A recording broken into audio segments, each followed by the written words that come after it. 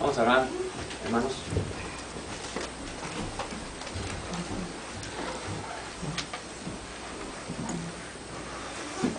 Señor Jesús, te agradecemos un día más y una vez más por todo lo que tú haces en nuestras vidas, Señor.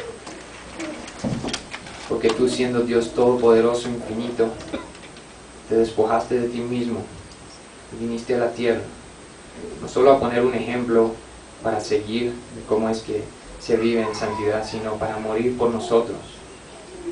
Tú diste tu vida por nosotros, por seres que no merecían ni siquiera ser vistos 2 veces. Por la escoria de la tierra tú muriste, Señor. Te agradecemos por eso. Te agradecemos no solo porque has muerto por nosotros y pagaste el precio que nosotros debíamos pagar, que no podíamos pagar, sino porque encima de todo lo que nosotros hemos hecho en contra tuyo, tú nos perdonaste y tu palabra dice que nos llamas tu esposa, lo más preciado para ti, entregado por tu Padre. Y tú no permitirás que esa esposa entre con manchas, ni arrugas, ni indignamente a tu presencia. Tú mereces algo perfecto, Señor, y pedimos que seamos conformados y te agradecemos porque somos limpiados por tu muerte, por tu sangre. Te pedimos, Señor, que en este día no sean mis palabras sino las tuyas las que fluyen, que sea tu Santo Espíritu que redarguya nuestros corazones, nos dé convicción de pecado y nos demos cuenta cómo es que debemos vivir de acuerdo a ese modelo bíblico que tú estableciste de lo que es el matrimonio. Te pedimos, Señor, que si hay alguna persona aquí que no te conoce, que por medio de tu palabra, como dice tu palabra, por medio del oír, venga la fe, y el oír por medio de tu palabra. Y así lo pedimos en este día, Señor.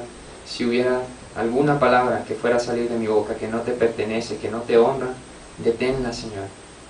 Preferimos un predicador mudo a uno que predique cosas de su propia opinión y no de tu opinión, de tu palabra. En nombre de Jesús pedimos estas cosas.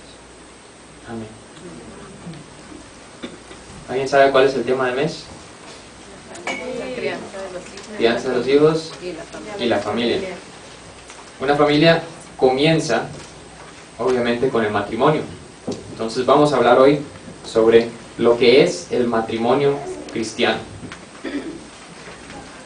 Algo bien interesante de la historia en Génesis que nosotros vemos, y es que cuando Dios crea todo, Él dice que todo es bueno.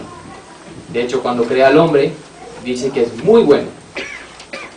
Pero ¿cuándo es la primera vez que Dios dice que algo no es bueno? Cuando está solo. Cuando se da cuenta, entre comillas, que el hombre está solo. Dios dice en Génesis 2:18 hasta el 24: y Jehová Dios dijo, no es bueno que el hombre esté solo, le haré ayuda idónea para él. Versículo 20: y puso Adán nombre a toda bestia y ave de los cielos y a todo ganado del campo, mas para Adán no se halló ayuda idónea para él. Entonces Jehová Dios hizo caer sueño profundo sobre Adán, y mientras éste dormía, tomó una de sus costillas y cerró la carne en su lugar. Y de la costilla que Jehová Dios tomó del hombre, hizo una mujer, y la trajo al hombre. Dijo entonces Adán, esto es ahora hueso de mis huesos, y carne de mi carne. Esta será llamada varona, porque del varón fue tomada. Por tanto, dejará el hombre a su padre y a su madre, y se unirá a su mujer, y serán una sola carne. Hay un problema con eso de pensar que las historias de Génesis o las historias bíblicas que son difíciles de creer que son metafóricas. Porque cuando uno piensa que son metafóricas, pierde el sentido completo. Y es una negación y es una blasfemia, porque es negación de decir que Dios, siendo omnipotente, no puede hacer ciertas cosas. Y la Biblia nos dice que Dios obra sobrenaturalmente. Y muchos cuando leen esto no se dan cuenta que hay una verdad tan increíble, médica, que solo hasta hace que yo sepa los últimos 100, 200 años fue descubierto. Ustedes saben que cuando la Biblia dice que Dios sacó de Adán del lado una costilla, muchos en broma dicen, y a ver, ¿por qué hoy en día no nos falta una costilla? Pues porque en la medicina reciente se ha descubierto que usted le hace una operación a una persona y le saca las costillas de abajo, una de las costillas de abajo, y deja el periósteo intacto, o sea, la cosa que está alrededor del hueso, y lo cierra, esa costilla vuelve a salir. Es un pequeño paréntesis, pero para todos los que piensan que la Biblia habla en metáforas, no es cierto. Y Dios está demostrando 2000, 3000 años antes de que se descubra esa verdad médica, nos está diciendo, mira, yo hasta de medicina sé más que todos ustedes. De todo sé más yo. Y por su orgullo, por su soberbia, no se dan cuenta de todo lo que les estoy demostrando. Esto es palabra de verdad. Y hay otra cosa que vemos, que Dios establece una verdad sobrenatural sobre el matrimonio. Dice que por esta razón dejará el hombre a su padre y a su madre y se unirá a su mujer y serán, ¿qué cosa? Una sola carne. Eso es un evento sobrenatural. La unión de un hombre con su mujer en matrimonio es un evento sobrenatural donde Dios une a dos. No a dos cristianos, sino a dos seres humanos en una sola carne. Por no ser cristiano, no es que no aplica esto, pero sí ven por qué Dios le da tanta importancia al matrimonio. Génesis 1, 27 al 28. Y creó Dios al hombre a su imagen, a imagen de Dios lo creó, varón y hembra los creó. Y los bendijo Dios y les dijo, fructificad y multiplicaos, llenad la tierra y sojuzgadla y señoread en los peces del mar, en las aves de los cielos y en todas las bestias que se mueven sobre la tierra. Dios mandó a que el hombre se multiplicase y que sea fructífero, pero lo manda dentro del matrimonio y no a lo loco, no como los animales. De hecho, la creación hace una distinción entre plantas, cosas inánimes como las piedras, los planetas, la luz, los animales y el hombre. Aunque el hombre es en un cierto sentido biológico, es un animal, bíblicamente no lo es. El hombre es un ser diferente, distinto, creado a la imagen y semejanza del Dios viviente, creador todopoderoso. Cuando entendemos eso, entonces todo lo demás hace más sentido. ¿Por qué nosotros tenemos una ley moral? Porque Dios nos creó seres morales como Él es. Esa es su imagen y semejanza, no que Dios tenga cuerpo, sino que Él es un ser moral, racional, capaz de hacer decisiones y tener sentimientos como los humanos.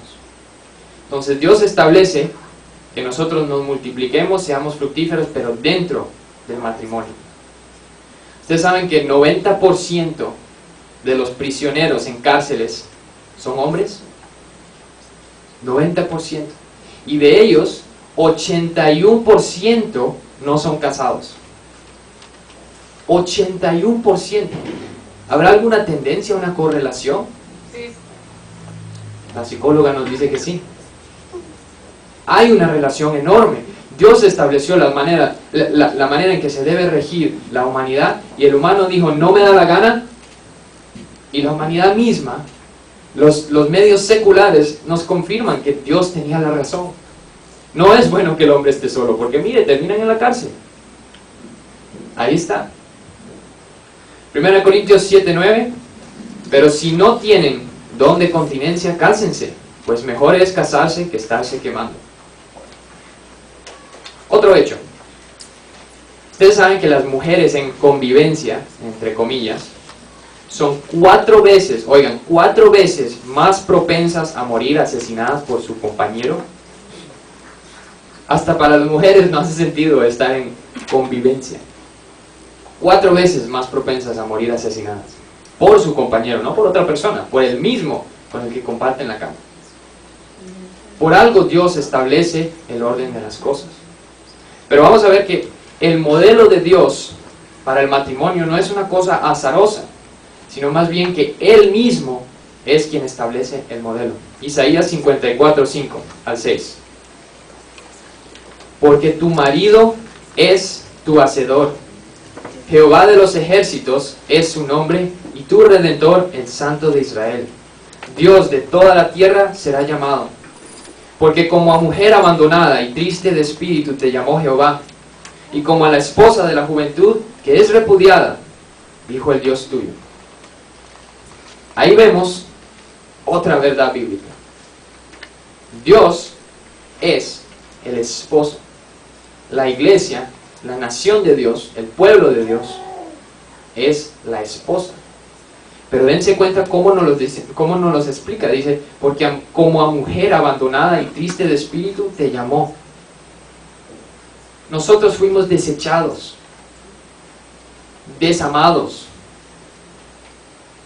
Ahí en el caño nos dejaron tirados y vino Dios y Él nos rescata. Y Él dice, voy a ser tu esposo. Y luego vamos a ver todas las implicaciones de eso. Entonces vemos que el propósito del matrimonio no es solo multiplicarse, sino honrar a Dios al nosotros ser conformados a la imagen de Jesucristo, su Hijo unigénito. El propósito del matrimonio, si querían saber, es de ser conformados a la imagen de Jesús. Ese es el propósito. Entonces, ¿qué es el matrimonio? ¿O qué es el matrimonio cristiano? Mateo 19, 4 al 6.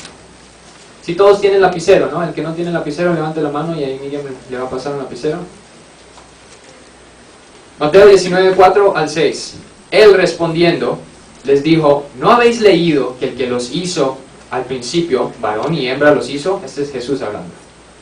Y dijo, por esto el hombre dejará padre y madre y se unirá a su mujer, y los dos serán una sola carne. Así que no son ya más dos, sino una sola carne. Por tanto, lo que Dios juntó, no lo separe el hombre. Aún en un matrimonio que no es cristiano, lo que Dios unió, no lo separe el hombre. No honra a Dios. Por más no creyentes que son, el divorcio sigue no honrando a Dios. Pero vamos a ver otra cosa importante que Jesús nos vuelve a recalcar. Porque esto Él está diciendo de este pasaje de Génesis que acabamos de leer. ¿Qué dice Jesús? Por esto el hombre dejará padre y madre, y se unirá a su mujer, y los dos serán una sola carne. Ya vimos que es una unión sobrenatural, pero vamos a ver que el matrimonio requiere, necesita y se define por la separación de los padres. Ya sus padres, cuando ustedes se casan, ya no tienen la misma autoridad que antes. Ya ustedes forman su propio hogar. Un padre intrometido en una familia, o un esposo o una esposa que deje que los padres, los suegros, se metan en esa relación, es deshonroso a Dios y quebranta el significado del matrimonio. Entonces, ¿qué tipo de separación es? Pues es una separación física. Ya no viven con sus papás. De hecho, hay páginas de internet de cristianos y me imagino que libros que dicen que si usted está viviendo en la casa de sus papás cuando se casa, eso no honra a Dios y no es un matrimonio. Obviamente hay exclusiones. Si algo pasó y se les quemó la casa, obviamente no vamos a ser legalistas acá. Pero si usted se casa pensando que puede vivir en la casa de su papá, eso no es un matrimonio. O sea, obviamente si le está alquilando el basement y es un hogar separado, eso sí está bien. Separación emocional. ¿A quién tenemos que rendirle nuestra alianza? Pues a la esposa, al esposo, no a nuestros padres. Si usted llega al momento en que tiene que escoger entre la vida de su papá o su mamá y la vida de su esposa, si usted escoge cualquier otro que no es su esposa o su esposo, eso no honra a Dios, eso no es matrimonio. No es matrimonio. separación emocional, separación económica. Si ustedes están viviendo en su propio hogar y todo lo demás, pero el que suple todas sus necesidades económicas es mami y papi, o los suegros, tampoco es un matrimonio. Tampoco es. Que no quita que puedan ayudar. O digamos en un sentido cristiano que uno es un misionero y sus papás que también son cristianos le están apoyando en su obra, eso no es lo mismo. Estamos hablando de una dependencia económica de sus padres, ¿no? Y también conlleva lo que vamos a ver próximamente en Ezequiel 16:8. Y pasé yo otra vez junto a ti, y te miré, y he aquí que tu tiempo era tiempo de amores, y extendí mi mano sobre ti, y cubrí tu desnudez, y te di juramento, y entré en pacto contigo, dice Jehová el Señor, y fuiste mía. El matrimonio necesita un juramento y conlleva necesariamente un pacto. Es un pacto entre dos personas y es un pacto público. ¿Un pacto de qué? De esa alianza que estamos hablando y de un montón de cosas que vamos a ver a continuación. Pero que queden claro, es un pacto. Y los pactos de Dios son eternos. Vamos a seguir. Entonces, nada más para aclarar bien rápido, un matrimonio cristiano no es un matrimonio nada más donde los dos son cristianos, sino donde haya un cristiano en ese matrimonio, aunque el otro sea no creyente, eso es un matrimonio cristiano. Aunque el otro no sea creyente, si hay uno que sí es, eso es un matrimonio cristiano. Entonces, ¿cómo comienza el matrimonio? Aquí, pelen el ojo los solteros, porque aquí viene. ¿Cómo comienza? Bueno, pues buscando una pareja. Mateo 6:33. Vamos a ver cómo se busca una pareja. Mas buscad primeramente el reino de Dios y su justicia, y todas estas cosas os serán añadidas. Salmo 37:4. Deleítate a sí mismo en Jehová, y Él te concederá las peticiones de tu corazón. Hebreos 6:12. A fin de que no os hagáis perezosos, sino imitadores de aquellos que por la fe y la paciencia heredan las promesas. Proverbios 3:5-6. Confía en el Señor de todo corazón y no en tu propia inteligencia. Reconócelo en todos tus caminos y Él allanará tus sendas. No seas sabio en tu propia opinión, más bien teme al Señor y huye del mal. ¿Cuáles son los principios?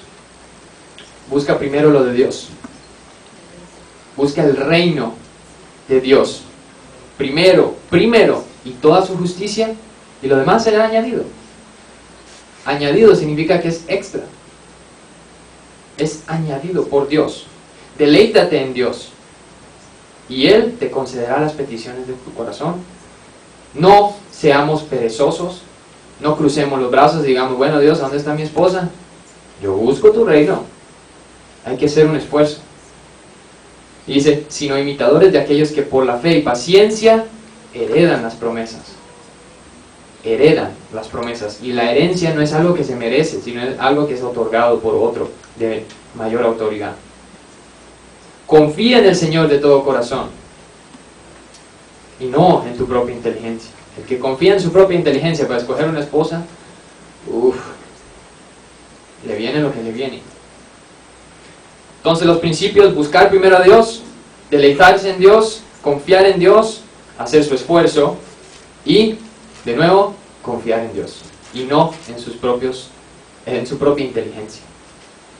Entonces, principio básico: estén orando incesantemente para que ustedes sean conformados a Cristo, para ser la persona que ustedes necesitan ser para su futuro esposo o esposa, y para que la esposa o esposo que Dios tiene preparado para ustedes, Dios los esté preparando. O sea, esto nunca, más bien, una vez casados, esto tampoco nunca debe terminar. Tienen que seguir orando cada día los casados. orando todos los días: confórmame, Señor, a tu imagen, confórmame a la imagen de Jesucristo. Deja que yo te pueda honrar con esta relación, con este matrimonio. Incesantemente. Cuando buscan pareja, no se conformen. Busquen a alguien que sea todo lo que Dios necesita que sea esa persona para ustedes. Un error que hacen mucho es pedir a Dios por una mujer, por alguien, quien sea. Y Señor, el que quieras. Pero nunca piden ser conformados, para que cuando Dios le entregue esa hija del Dios Todopoderoso, que ustedes puedan honrarla como tal. Honrarla como una hija del Dios Todopoderoso. Tienen que orar por su propia conformación, para que ustedes estén listos para recibir lo que les viene, con todas sus implicaciones. Orar por uno mismo, no solo por la que quieren. Y también, bien importante, no conformarse. No se conformen con cualquiera. ¿Para qué se van a conformar? Van a vivir 50 años con la misma mujer al lado y van a estar conformados. Bueno, sí. Así no es. El que apunta abajo, va abajo. El que apunta para arriba, va arriba. Aunque llegue o no llegue, pero por lo menos es más arriba que apuntarle abajo. Preguntas claves cuando están buscando a una esposa. Número 1, ven a alguien, pregúntense: ¿quiero yo casarme con esta persona? ¿Estoy permitido casarme con esta persona? ¿Honraría a Dios y me sería de crecimiento espiritual casarme con esta persona? ¿Es yugo desigual? ¿Es un no creyente o tiene un diferente llamado o pasión? ¿Puedo yo compartir mi vida con esta persona? ¿El resto de mis días estar a la par de esta persona? ¿Disfruto su compañía? Porque muchos van por los ojos. Van por los ojos y dicen: uy, qué bonita, qué bonita. Pero no se dan cuenta que ustedes encerrados en el mismo cuarto no se llevarían ni media hora. Ya estarían peleados. O les cae tan por la izquierda la mujer, que es una arrogante, porque todo el mundo le dice que es bonita, entonces se la creyó. Y dice: yo soy la princesa, me tienen que tratar como princesa, yo no tengo que hacer nada. Y no se dan cuenta, porque están yendo a los ojos. Por eso, no confíen en su propia inteligencia, sino en la palabra de Dios, en lo que Dios quiere para nosotros. Vamos a hablar sobre, bueno, también sobra mencionar, no puede ser una persona demasiado cerca, lazos familiares. Si usted es hombre, tiene que ser mujer; si es mujer, tiene que ser hombre. Porque es hombre y mujer que se vuelven una sola carne, no hombre y hombre, no mujer y mujer. Y es vergonzoso tener que mencionarlo en una prédica, pero así es el caso, ¿no? Entonces, también no se vayan a fijar en una persona que ya está casada. No están en el mercado, entonces no vayan a comprar, ¿verdad? Yugo desigual. 2 Corintios 6:14. No os unáis en yugo desigual con los incrédulos, porque ¿qué compañerismo tiene la justicia con la injusticia? ¿Y qué comunión la luz con las tinieblas? ¿Qué armonía puede haber entre Cristo y Belial, o sea, Satanás? ¿O qué parte el creyente con el incrédulo? ¿Y qué acuerdo hay entre el templo de Dios y los ídolos? Y vosotros sois el templo del Dios viviente. Como Dios dijo: habitaré y andaré entre ellos, yo seré su Dios y ellos serán mi pueblo. Por lo cual, salid de en medio de ellos y apartaos, dice el Señor, y no toquéis lo impuro, y yo os recibiré. Yugo desigual es una cosa que tanto ofende a Dios, que fíjense que en Esdras 9 al 10 menciona la historia de que en la nación de Israel de repente se volvieron loquitos y se fueron todos los hombres, casi, a buscar mujeres de los pueblos que rodeaban, mujeres idólatras, ¿no? O sea, no creyentes. Y se fueron buscando sus esposas y esto, y tenían hijos por ellas, y de repente alguien se despertó y dijo: oh, esto no honra a Dios, ¿qué estamos haciendo acá? Y se dieron cuenta la calamidad que iba a venir de parte de Dios si ellos no arreglaban eso. Y dice que murieron tantos ese día Se hizo primero un llamado: arrepiéntanse, dejen esas mujeres, eso no honra a Dios, eso es yugo desigual, se están uniendo en idolatría, con mujeres idólatras, déjenlas.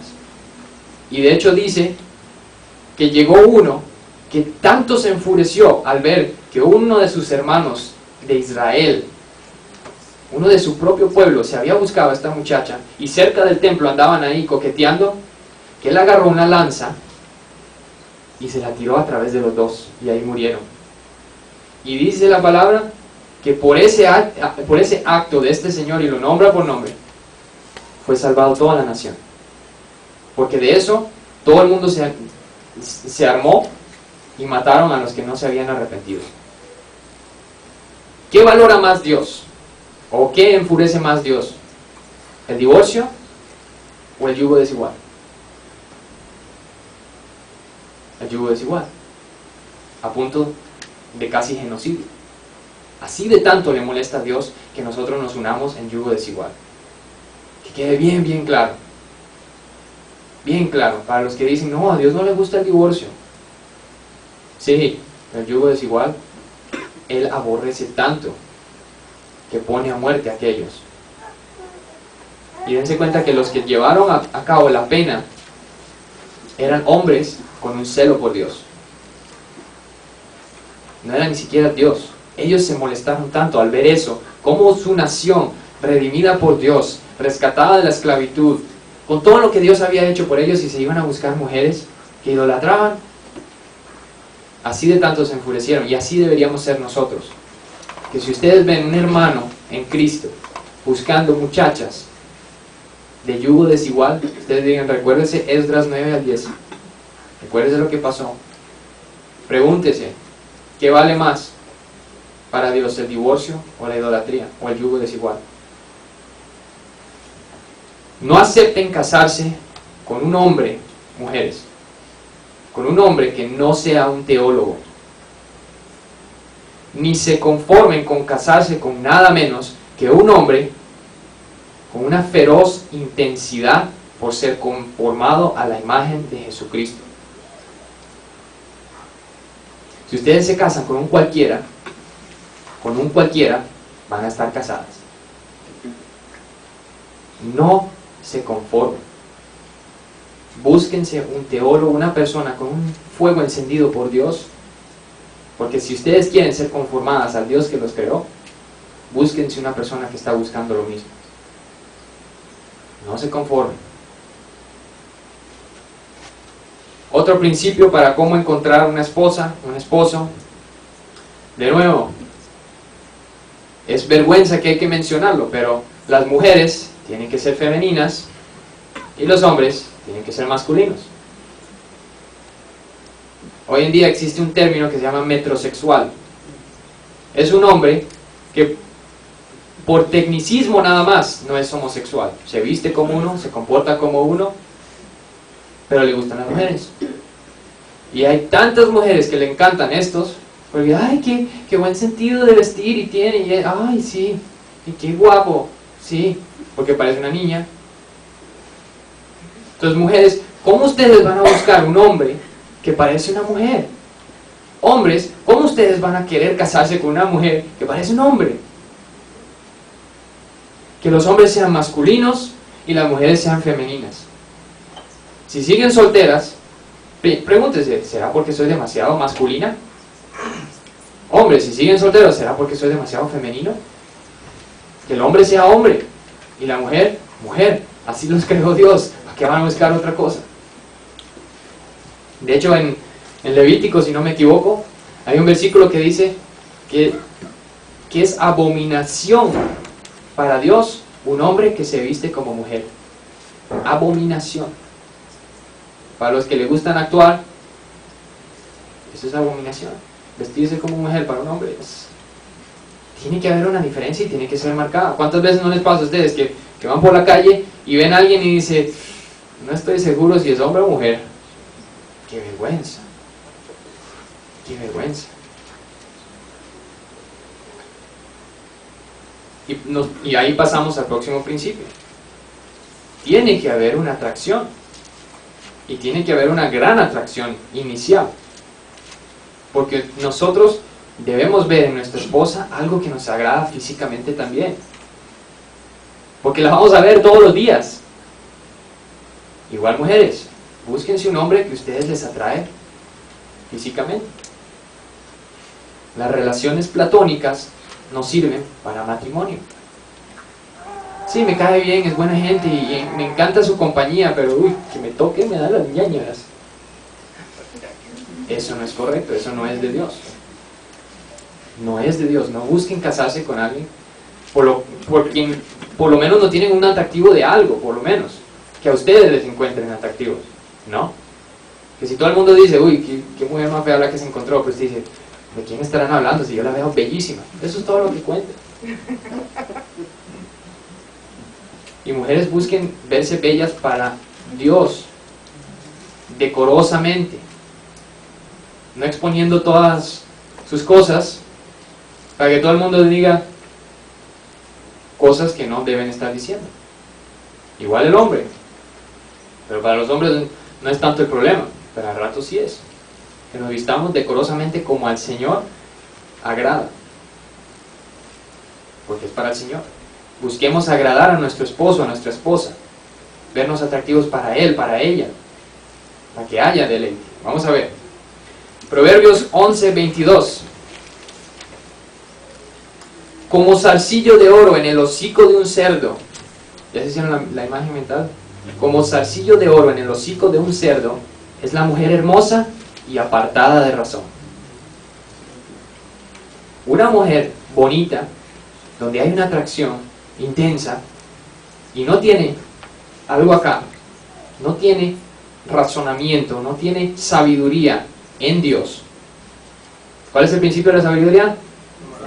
El temor a Dios. Si ella no tiene temor a Dios, su belleza es como un zarcillo de oro en el hocico de un cerdo. No sirve para nada. Para nada. Proverbios 31, 10 al 12. Mujer virtuosa, ¿quién la hallará?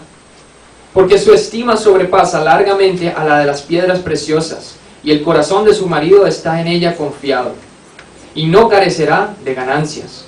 Le da a ella bien y no mal, todos los días de su vida. ¿Quién hallará a esta mujer virtuosa? Proverbios 12, 4. La mujer virtuosa es corona de su marido, mas la mala como carcoma en sus huesos.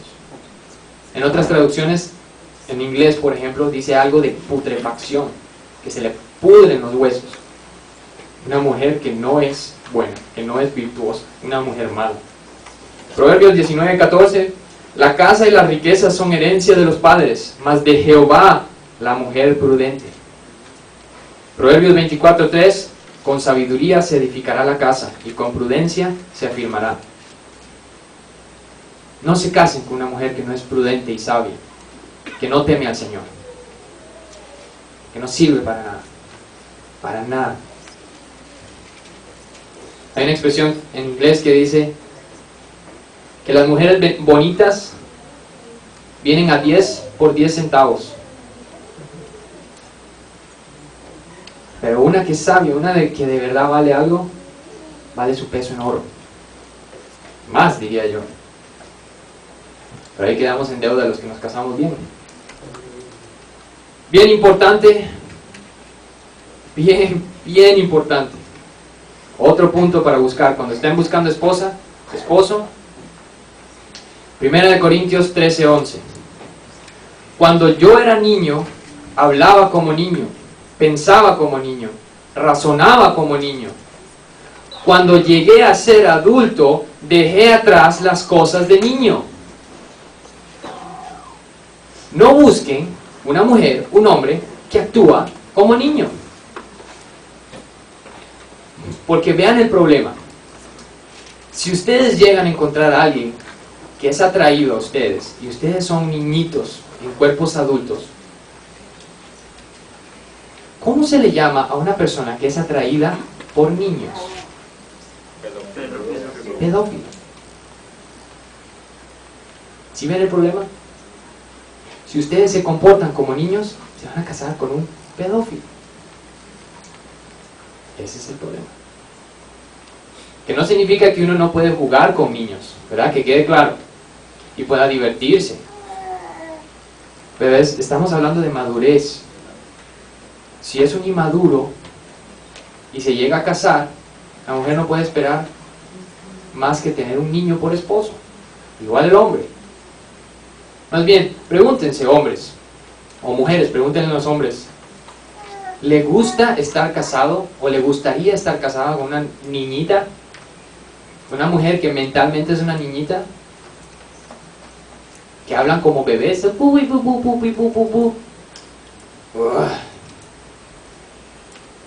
Entonces, ¿por qué las mujeres se comportan así? Porque necesitan un papi. No están buscando esposo. ¿Ven el problema? ¿Sí ven el problema? El esposo no es el esposo, es un reemplazo del papá. Uf, imagínense todo lo que eso trae. Una vez ya encontrando una buena esposa, un buen esposo, vamos a ver qué nos dice Proverbios 18:22. El que haya esposa, halla el bien y alcanza la benevolencia de Jehová. El que haya esposa, halla el bien. Y pasamos al próximo paso, lo que es el cortejo y el noviazgo. Y hay un concepto que se llama el noviazgo recreacional, que la gente anda buscando, o ni siquiera buscando, andan de una novia a la otra novia, a la otra novia, a la otra novia, recreacionalmente, para divertirse un ratito. Mientras que la Biblia nunca nos habla de un concepto de eso. Eso es una cosa completamente nueva. Eso es deshonroso como ustedes no tienen ni idea. La Biblia habla de una cosa que se llama el cortejo. El cortejo es cuando usted busca seriamente y dice, yo a lo que vengo es a casarme. No voy a perder el tiempo en babosadas, de mujer en mujer. Voy a ver una que honre a Dios y con esa es la que me voy a casar. Y las mujeres tienen que saber eso de uno. Usted no anda bobeando, no anda probando las agüitas a ver cuál le gusta más, sino usted viene a lo que viene, a casarse, a buscar una mujer de Dios, para pasar el resto de su vida atado a ella, amándola y haciendo todo lo que la Biblia demanda de ustedes como esposo. Y eso nos lleva a que dentro del plan de Dios no se permite el sexo fuera del matrimonio. Las relaciones sexuales antes del matrimonio no honran a Dios. Fuera del matrimonio son penalizadas por muerte. El adulterio, pena de muerte. Fornicación, pena de muerte. Bestialidad, pena de muerte.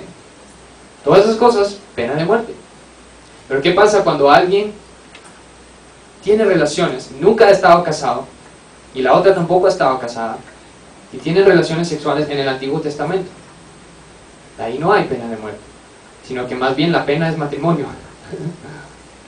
Son castigados, por ponerlo de esa manera, con casarse el uno con el otro y pasar el resto de sus vidas juntos. Así es.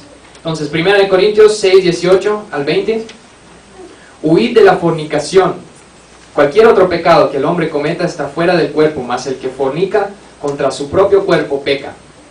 ¿O ignoráis que vuestro cuerpo es templo del Espíritu Santo, el cual está en vosotros, el cual tenéis de Dios, y que no sois vuestros? Porque habéis sido comprados por precio. Glorificad pues a Dios en vuestro cuerpo y vuestro espíritu, los cuales son de Dios. Nuestro cuerpo no es nuestro, es de Dios y fue comprado por precio. No podemos andar en fornicación. Eso no honra a Dios. Entonces vemos que el cortejo viene primero y luego el noviazgo.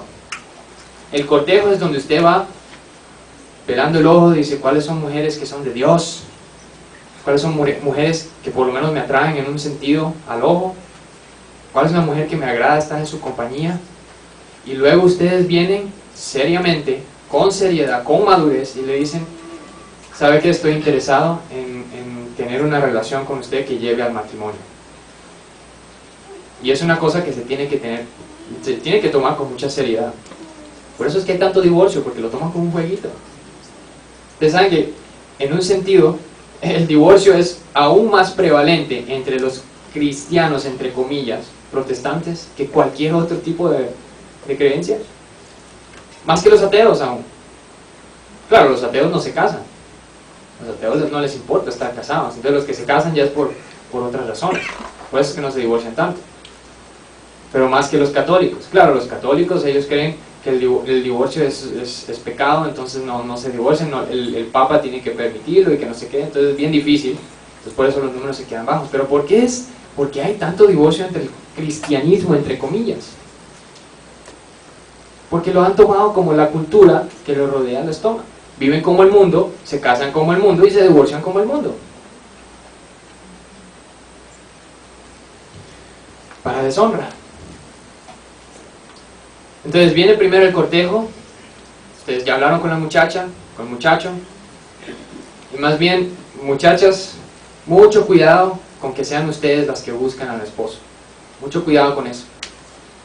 ¿Por qué? Porque si ustedes lo buscaron y ustedes lo encontraron, ustedes van a estar detrás de él toda la vida. Porque así es como le funcionó. Me sirvió, me casé y vean la que tengo, entonces, uy, ¿para qué hacer un esfuerzo? Mucho cuidado. Mucho cuidado. Entonces, primero el cortejo, luego el noviazgo, y esto con mucha oración. Estén juntos, orando por el mismo propósito, y también en sus casas, en privado, y pidan que cualquier otra persona de confianza esté también orando por eso, para que sea la voluntad de Dios y no la suya. Elia y yo pasamos un mes entero orando, solos y juntos. Nos íbamos ahí a la universidad, donde hay un lugar especial donde todas las diferentes religiones tienen su tiempo y eso.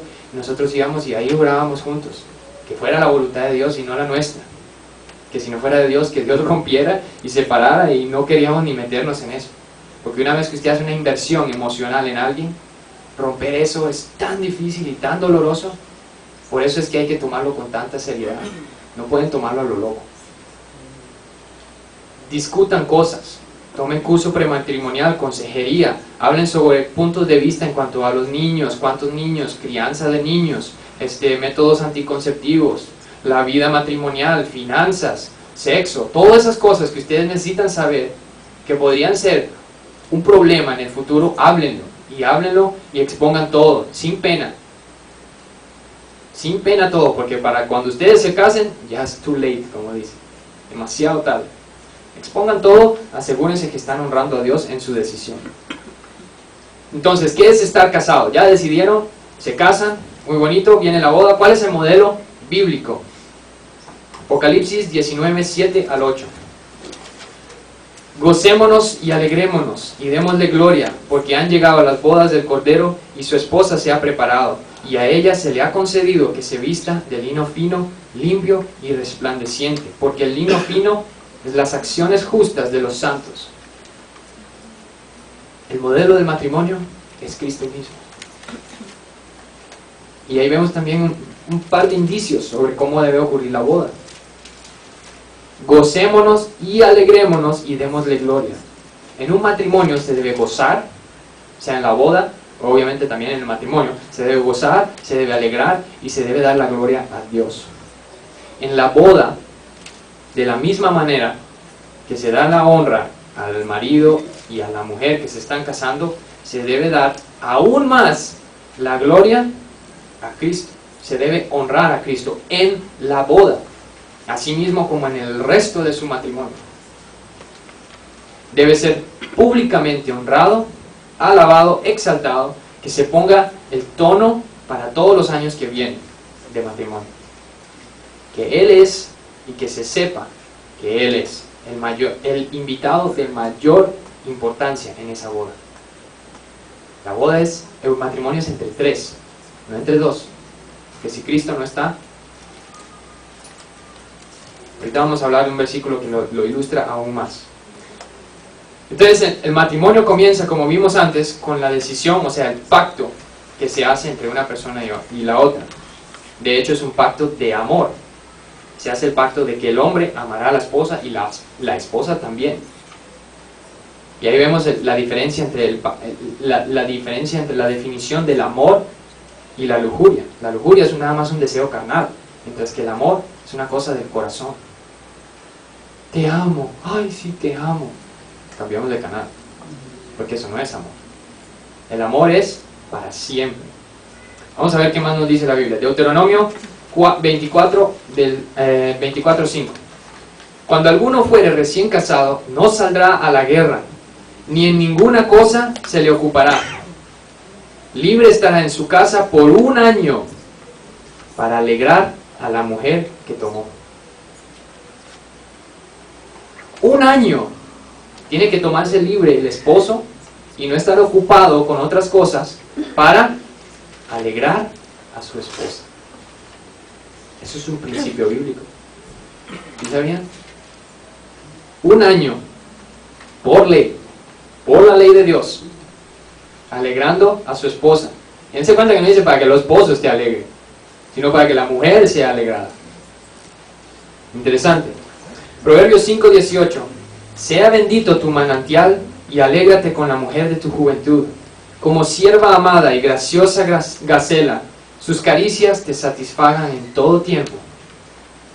Y en su amor recréate siempre. En otras traducciones, y su amor te cautive siempre. Cantares 7:6. Qué hermosa eres y cuán suave, oh amor deleitoso. Cantar de Cantares 7:10. Yo soy de mi amado y conmigo tiene su contentamiento. Tiene que haber un deleite, tiene que haber una intimidad apasionada, una entrega apasionada a la intimidad. Si no, eso no honra a Dios. Y vean que la mujer dice, Él tiene su deleite en mí. Y la ley de Dios establece que el hombre tiene que alegrar a su esposa por mínimo 1 año enfocadamente. ¿Quién hizo eso? Seguimos. El deleite del esposo tiene que estar en su esposa. 1 Corintios 7, del 4 al 5. La mujer no tiene potestad sobre su propio cuerpo, sino el marido. Ni tampoco tiene el marido potestad sobre su propio cuerpo, sino la mujer. ¿Qué? Yo no tengo potestad sobre mi cuerpo, sino más bien mi esposa. Y mi esposa no tiene potestad sobre su propio cuerpo, sino yo. Porque el cuerpo de mi esposa es para mi deleite y el mío es para el deleite de mi esposa. No os neguéis el uno al otro, a no ser por algún tiempo de mutuo consentimiento, para ocuparos sosegadamente en la oración. Y volved a juntaros en uno, para que no os tiente Satanás a causa de vuestra incontinencia. La típica queja que usted ve, por ejemplo, en los programas de televisión, es que el hombre anda frustrado porque la mujer siempre le duele la cabeza en ese momento.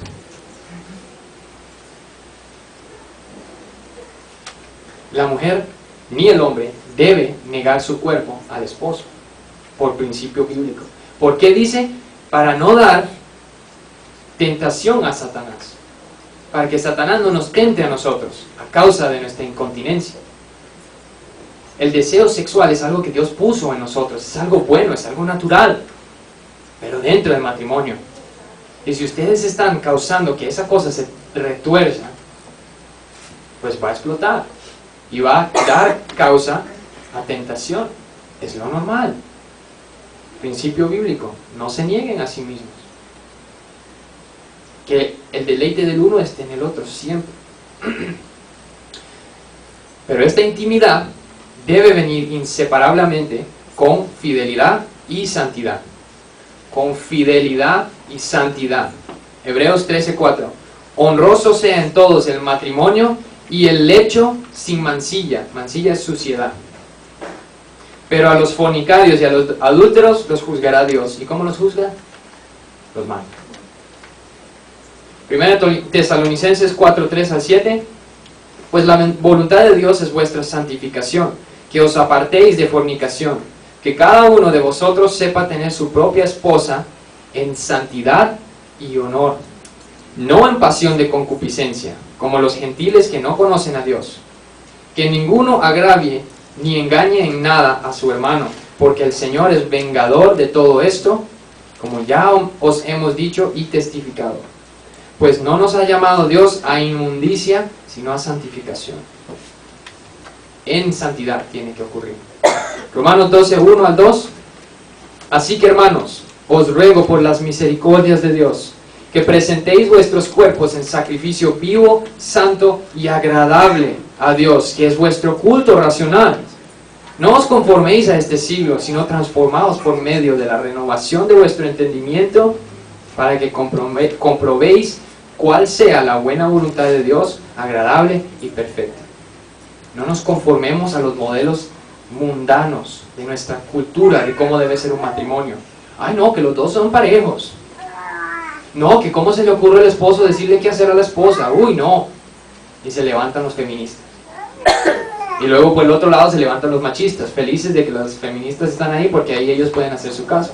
Ven, cómo están las feministas quemando brasieres y no se quieren someter a sus esposos ni nada. Ninguno de los dos extremos. No se conformen a las cosas de este mundo, no sean ni machistas, ni sean feministas, ni mucho menos, sino sean biblistas. Sigan lo que dice la Biblia. 1 Pedro 2:11. Amados, yo os ruego como a extranjeros y peregrinos, que os abstengáis de los deseos carnales que batallan contra el alma. No batallan contra la carne, batallan contra el alma. Entonces, ¿cuál es el rol de cada uno dentro del matrimonio? Ya estamos casados, ya nos casamos con una mujer que es de Dios, honrosa, que busca la santidad. El hombre es un hombre de Dios, recto, que busca ser conformado a Dios. ¿Cuál es el rol de ambos? Empecemos con cuál no es el rol. Aunque hablamos de que el hombre tiene que deleitarse en su mujer y la mujer en el hombre, el rol o la responsabilidad del hombre no es de proveer felicidad, o pongámoslo gozo, ya que hemos hablado de la definición de la palabra gozo, de la otra persona. Ninguno es responsable por su felicidad. La felicidad debe estar en Cristo. El matrimonio no es un sustituto para nuestra relación con Cristo. Hay muchos que buscan eso, pero así no es. Así no es. Busquen su deleite, su satisfacción, su felicidad en Cristo. Porque el hombre solo puede fallar. El hombre no es perfecto. Principio bíblico. Eclesiastés 4, 9 al 12. Mejores son dos que uno, porque tienen mejor paga de su trabajo. Porque si cayeren, el uno levantará a su compañero, pero ay del solo, que cuando cayere no habrá segundo que lo levante. También, si dos durmieren juntos, se calentarán mutuamente. Mas, ¿cómo se calentará uno solo? Y si alguno prevaleciere contra el otro, contra uno, dos le resistirán, y cordón de 3 dobleces no se rompe pronto. Porque este pasaje que habla tanto de 2, 1, 2, 1, de repente termina diciendo que cordón de 3 dobleces, no 2, no se rompe pronto. Porque el matrimonio es de 2 con el tercero que es Dios. Es el cordón de 3 dobleces que no se rompe pronto, no de 2. Pero los dos, el uno cuando se cansa o cae, el otro lo levanta. Es una ayuda mutua, la fuerza está en la unión. Y también, valga mencionar, no se derriben el uno al otro. No se derriben el uno al otro. No se la pasen en críticas, no se la pasen derribando, haciendo desastre ahí. Es una relación de apoyo. De apoyo. Y aquí pasamos al pasaje famoso sobre el cual muchos pasan todo el concepto del matrimonio bíblico. Estamos en Efesios 5, del 22 al 33. Un poco largo, pero vamos a desmenuzarlo después de leerlo. No lo busquen, déjenlo ahí, nada más escuchen, luego lo buscan en la casa. Mejor, apúntenlo todo eso para que puedan hacer el estudio en la casa, mucho mejor. Las casadas estén sujetas a sus propios maridos, como al Señor. Casadas, sujetas a sus maridos, como al Señor. Porque el marido es cabeza de la mujer, como Cristo es cabeza de la iglesia, la cual es su cuerpo, y Él su Salvador. Así que, como la iglesia está sujeta a Cristo, así también las casadas lo estén a sus maridos, en todo.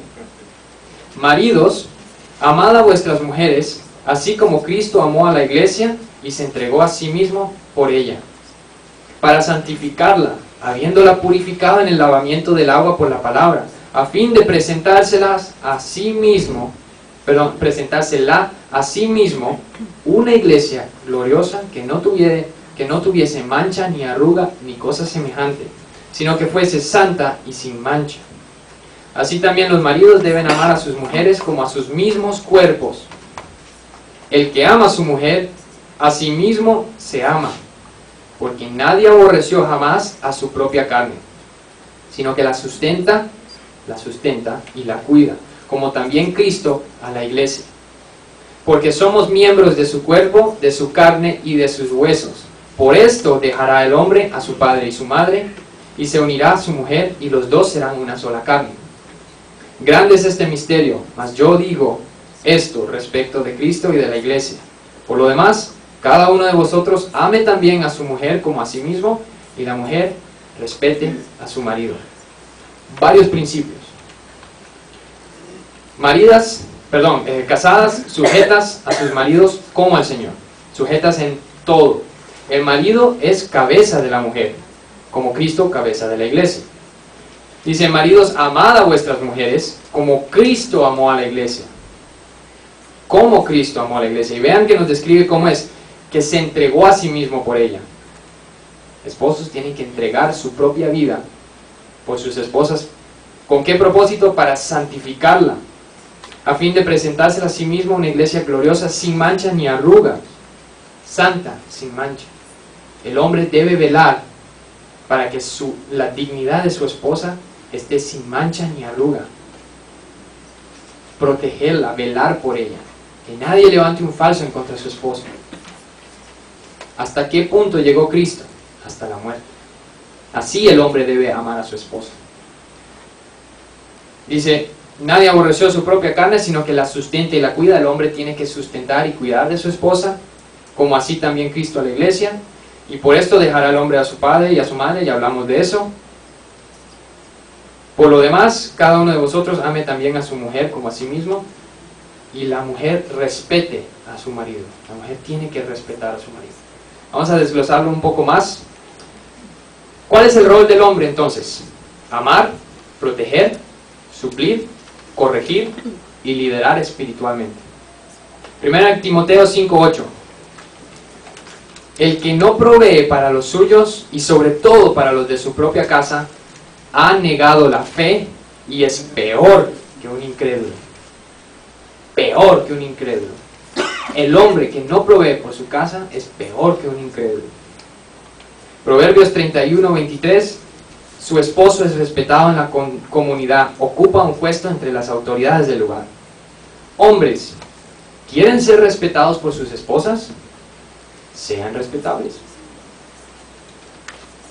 Fácil, sean respetables, no se lo haga más difícil que ella lo respete. Tomen cargo del liderazgo espiritual, discipular, instruir a su familia, a su mujer. Tomen las riendas. Génesis 3:12. Y el hombre respondió, la mujer que me diste por compañera me dio del árbol y yo comí. ¿Quién está hablando? Adán. Echándole la culpa a Dios y luego a Eva por el pecado de Adán. Qué falta de responsabilidad. Y no solo eso, vean lo que está diciendo. Pero ella me dio. ¿Y dónde está la responsabilidad propia? ¿Quién es la cabeza del hogar? ¿Quién es el líder espiritual? ¿Acaso es la mujer? ¿Sí ven? Adán le echó la culpa a alguien que no era cabeza. Imagínense. ¿Quién es el líder espiritual? Pero ahí vemos otra cosa. Es la influencia de la mujer en el esposo. La mujer es la influencia más grande sobre el esposo. 1 Timoteo 2:14. Y Adán no fue engañado, sino que la mujer, siendo engañada, incurrió en transgresión. ¿Qué pasó entonces cuando el hombre no tomó las riendas espirituales para hacer de acuerdo a la voluntad de Dios? El pecado entró a la creación y corrompió absolutamente todo, porque el hombre no supo tomar riendas espirituales de su hogar.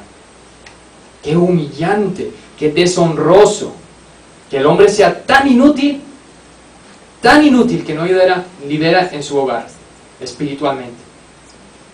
Causó la caída de la humanidad entera que el hombre no haya tomado responsabilidad. Eva, ¿qué has hecho? ¡Carambas! ¿No ves que Dios nos dijo de no comer de la fruta? ¡Ay! No, se la comió. ¿Qué es eso? Porque la mujer le dice, entonces lo hace. Así no es, ese no es el modelo bíblico. Por algo es el hombre la cabeza del matrimonio y no la mujer.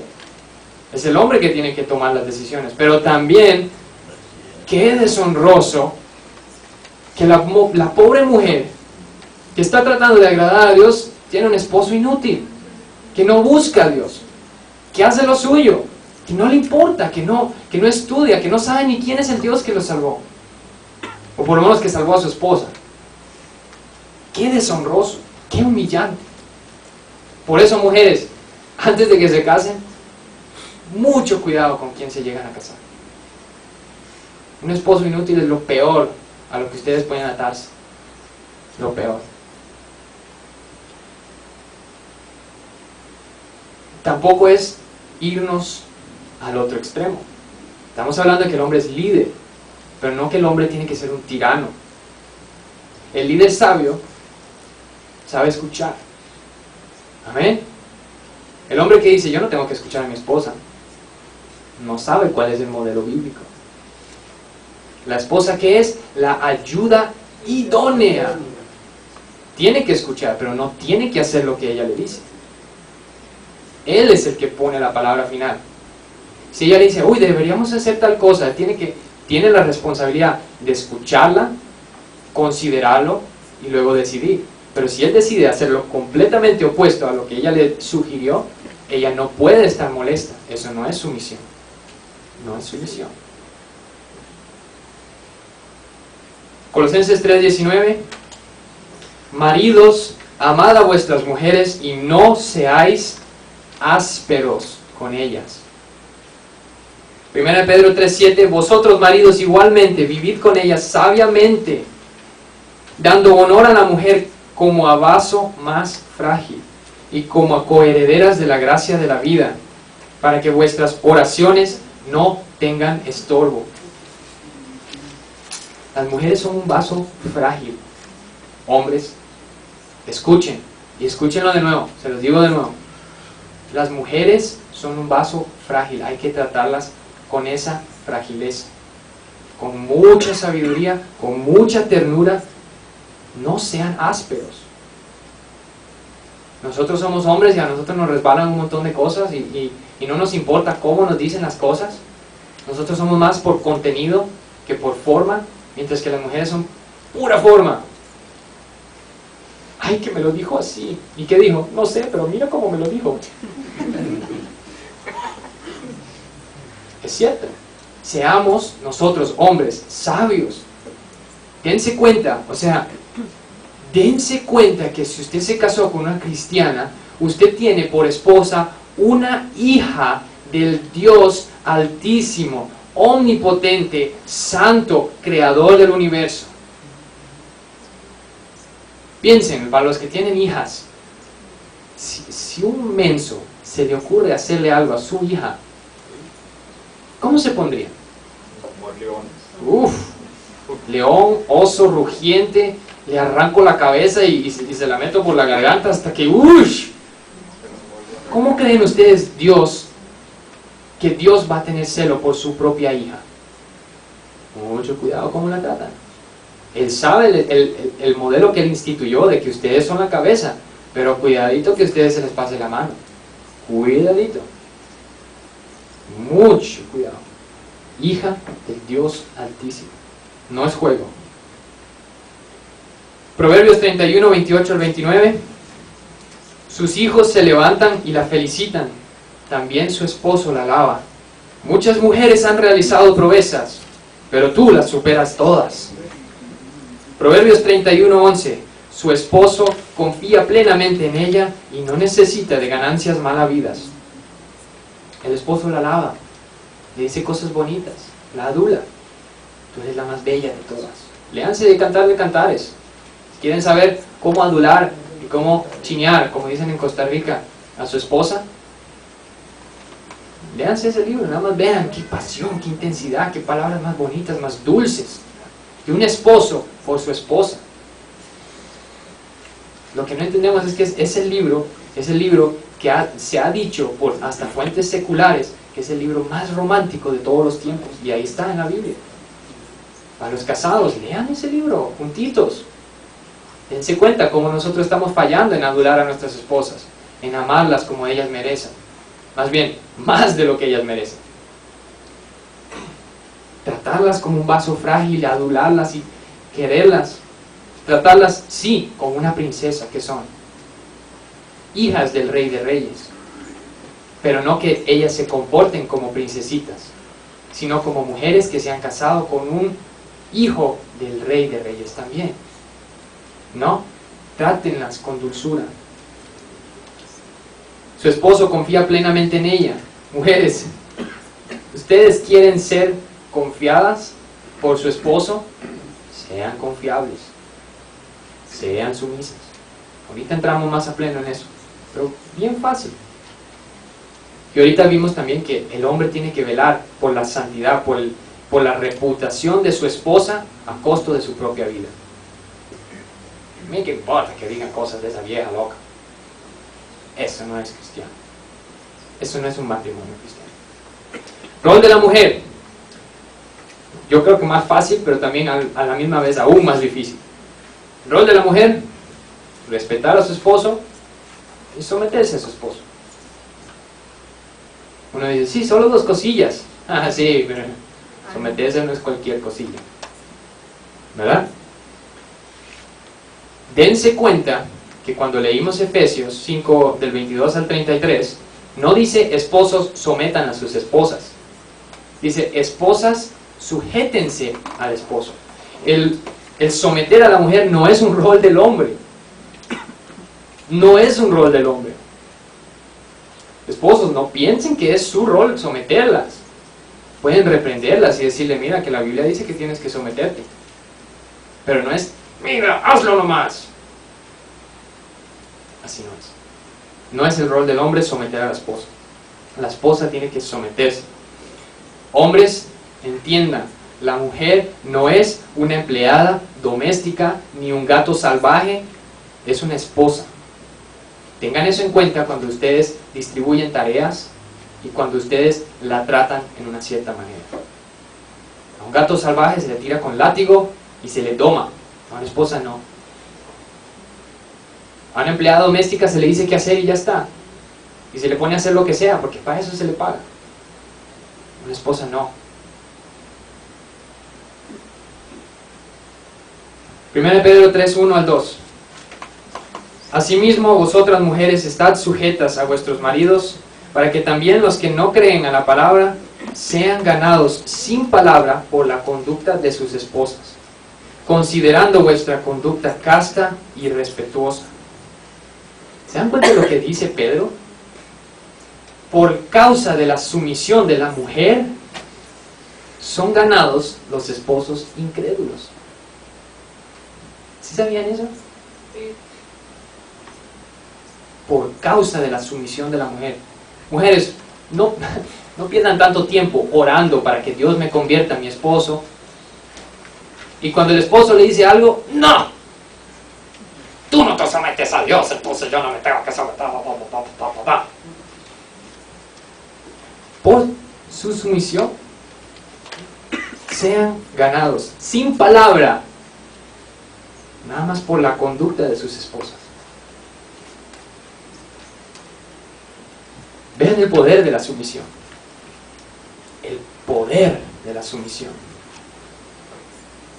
1 Pedro 3, 3 al 6. Vuestro atavío, o sea, adorno, no sea el de externo, de peinados ostentosos, de adornos de oro o de vestidos lujosos, sino el interno, el del corazón, en el incorruptible ornato de un espíritu afable y apacible, que es de grande estima delante de Dios.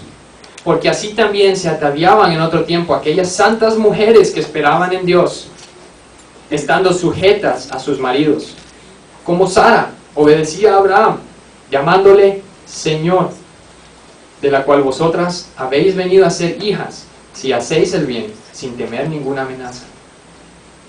¿Se imaginan? Sara le decía Señor a su esposo. Así debe ser la sumisión bíblica por lo menos. Colosenses 3:18, casadas, estad sujetas a vuestros maridos, como conviene en el Señor. Efesios 5:24, así que como la iglesia está sujeta a Cristo, así también las casadas lo estén a sus maridos en todo. ¿En qué hay que someterse? En todo. En todo. Si al esposo no le gustan las cortinas, ¿en qué hay que someterse? ¿En qué hay que someterse? A ver, las mujeres. En todo. Y si tiene mal gusto, salada, se casaron ustedes con un hombre con mal gusto, es su culpa. ¿En qué hay que someterse? En todo. ¿Quieren ser alabadas por sus maridos? Ahí le están tapando los oídos a uno de los maridos. Pobre hombre. Yo le paso el video después. Que tomen notas y vean, se acuerdan. ¿Quieren ser alabadas por sus maridos? Sean sumisas y confiables. Y más bien, hay algo bien gracioso. Una historia que cuenta Paul Washer. Yo no sé de dónde sale la historia, si es que él conoció a alguien que eso le pasó, no me acuerdo. Pero él cuenta la historia de un señor que vive en la sabana en África. Y está el hijo sentado ahí en un árbol. Y el hijo está, yo no sé, haciendo qué cosas. Y luego el papá desde la distancia le grita, hijo, tírate al piso. Y el hijo se tira al piso. Hijo, ven, arrástrate hacia mí. Empieza a arrastrar al hijo. El hijo, levántate y corre hacia mí. Y el hijo se levanta y sale corriendo. Y dice, papá, ¿qué pasó? Mira que había una culebra que estaba guindando del árbol, que si tú no te hubieras tirado al piso, te hubiera picado y te hubieras muerto. Mujeres, si el hombre le dice, tráeme esto, ¿qué hacen ustedes? ¿Por qué? ¿Cuándo? ¿De parte de quién? ¿Para qué? ¿Para qué? ¿Con qué propósito? Somos pobres. Se dan cuenta que si este niño no hubiera obedecido perfectamente a su papá, si ese niño se hubiera parado, ¿por qué? ¡Pra! Y muere. Eso es todo. Pero ese niño, vean la obediencia de ese niño. Se tiró al piso. No hace sentido. ¿Por qué me tengo que tirar al piso? Papá, estoy descansando debajo del árbol. Mira qué día, qué brisa fresca, qué rico. ¿Para qué vamos a tirar al piso y arrastrarme? No, papá. Pero lo hizo. Y se salvó la vida. Mujeres, si el esposo les dice algo que no hace sentido, pero se los dice, ¿por qué van a venir con preguntas? ¿Por qué? ¿Cuándo? ¿Qué? ¿Cuánto? ¿De parte de quién? ¿Por qué? ¿Para qué lo van a preguntar? ¿Acaso hace diferencia para qué propósito es? ¿Y si el esposo no le da la gana de decirle? ¿Y si pone en peligro la vida de todos ustedes porque usted haya preguntado en vez de hecho? ¿Se dan cuenta? No estamos hablando de cualquier cosa. Son principios bíblicos. Para la gente que quiere ir a misiones, por ejemplo, a países donde es peligro de muerte, de persecución, el hombre tiene que tener esa sabiduría. Los hombres somos seres racionales. Las mujeres, no digan irracionales, emocionales. No me empiecen a decir que las mujeres son irracionales, aunque algunas sí son. Emocionales. Las mujeres son seres emocionales. Por eso el hombre es la cabeza. Que si el hombre dice, es porque ya razonó en su cabeza las consecuencias, la necesidad de actuar, esto y lo otro, y si ustedes ni siquiera confían, ustedes pueden terminar todos muertos. Mujer, apaga el horno. ¿Por qué se está cocinando? Y pum, se quemó toda la casa y se murieron todos.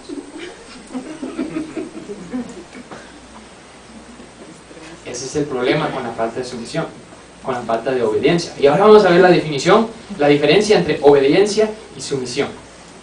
Obediencia es hacer lo que se le dice, y sumisión es amar tanto a la persona que no importa cómo se lo dice, que usted lo hace. Usted puede ser obediente a su esposa y aún así no ser sumisa. ¿Sabían? Se puede ser obediente pero no sumisa. Es posible. ¿Pero qué pide la Biblia? Ser sumisas, sujetarse a su esposo. Porque si usted está haciéndolo, ¿qué es eso? Se ríen porque me imagino que ya lo han hecho. ¡Qué barbaridad! Nos quedamos hoy hasta la noche, hasta que se arrepienten todas. ¿Qué les parece? Él le va a preguntar, ¿qué prédica más larga? Y yo que llevo 4 horas enseñando, ya vino. ¿Verdad? Sí, ya es hora. Aquí vamos a estar hasta la noche. Son bromas. Vamos a terminar el punto, ¿verdad? Génesis 3:16. A la mujer dijo, multiplicaré en gran manera los dolores de tus preñeces, de tu embarazo.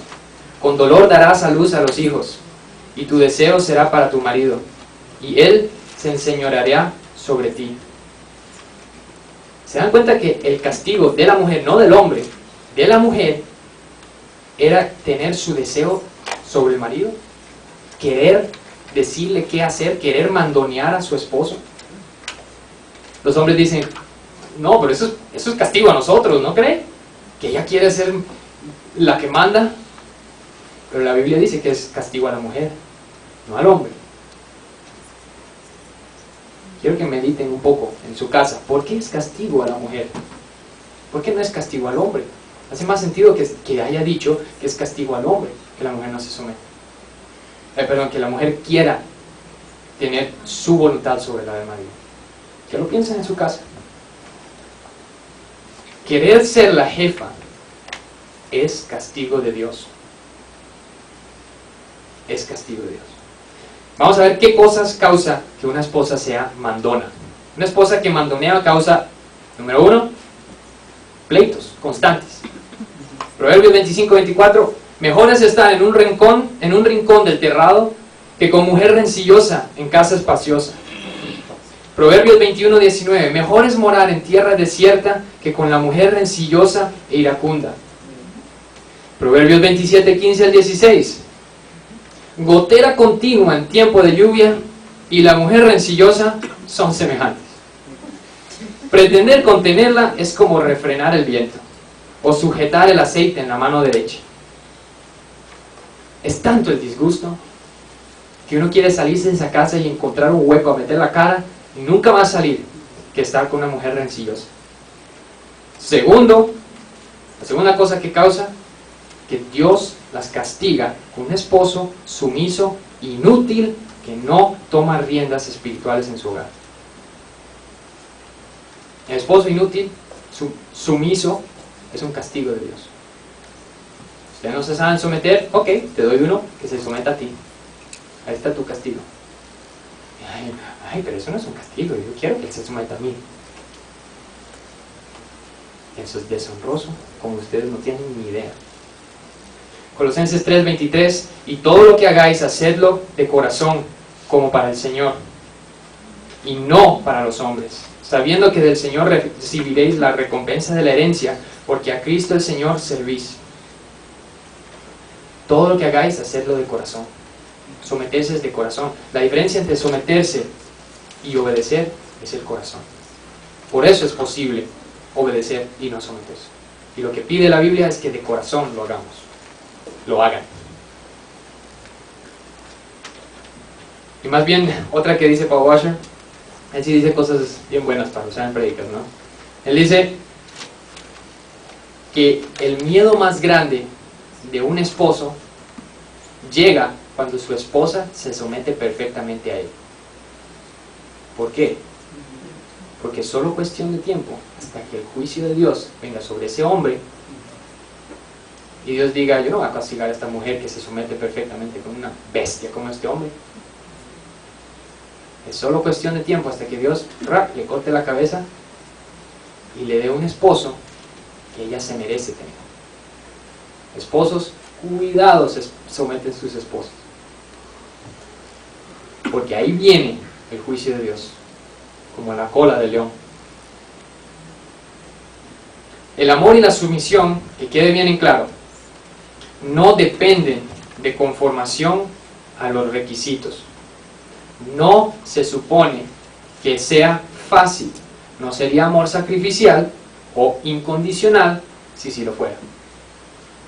Nunca van a tener un esposo o esposa perfecta, porque si sí lo tuvieran, no sería amor incondicional. ¿Se dan cuenta que con la creación de la humanidad, con que Dios permita que el hombre caiga y peque en contra de un Dios santo, sabiéndolo desde antes de la fundación de la tierra, plan A era que el hombre iba a pecar? Eso muchos lo agarran como para criticar. ¿Por qué Dios nos crea entonces para mandarnos al infierno? ¿Y por qué entonces deja que el pecado? ¿Y por qué entonces Dios permite el pecado? Para que se muestre que Dios no solo es amor, sino que Dios ama incondicionalmente. No por condición de que obedezcamos, no por condición de nuestra propia santidad, nuestra propia bondad. Pero se dan cuenta, Él pone también el modelo del matrimonio bíblico. Si yo amé a mi esposa rebelde incondicionalmente, tú también. Tú también. No esperes tener un esposo perfecto, porque nunca lo vas a tener. Sí, Señor, yo sí me someto, pero cuando Él sea perfecto, cuando Él... Eso no es. Sí, Señor, yo la amo y yo hago todo lo que quieras por ella, pero cuando ella se someta, así no sirve. Todo como al Señor, no al hombre, porque esto agrada a Dios. En resumen, piensen en todas las cualidades de Jesús como esposo y séanlo. Y el ejemplo que puso de sumisión perfecta, y séanlo. Cuando vienen los problemas, Proverbios 3:3 al 4, que nunca te abandonen el amor y la verdad. Llévalos siempre alrededor de tu cuello y escríbelos en el libro de tu corazón. Contarás con el favor de Dios y tendrás buena fama entre la gente. Primera de Pedro 4:8, y ante todo, tened entre vosotros ferviente amor, porque el amor cubrirá multitud de pecados. El amor cubre multitud de pecados. En 1 Corintios 13, del 4 al 8, nos explica qué es el amor. 2, bien rápido: el amor es sufrido, benigno, no tiene envidia, no es jactancioso, no se envanece, no hace nada indebido, no busca lo suyo, no se irrita, no guarda rencor, no se goza de la injusticia. Todo lo sufre, todo lo cree, todo lo espera, todo lo soporta, nunca deja de ser. El amor nunca deja de ser y cubre multitud de pecados. Por eso, el amor de Dios por nosotros cubrió multitud de pecados con la sangre de Jesucristo. Así Dios nos amó, así nosotros debemos amar. Cuando vienen los problemas, así se lidian. Con amor que cubre multitud de pecados. No varios, sino multitud. El que ama es el que da el primer paso. El amor cubre multitud de pecados. Y 1 Juan 4:19 nos dice: nosotros amamos a Dios porque Él nos amó primero. Por eso amamos a Dios.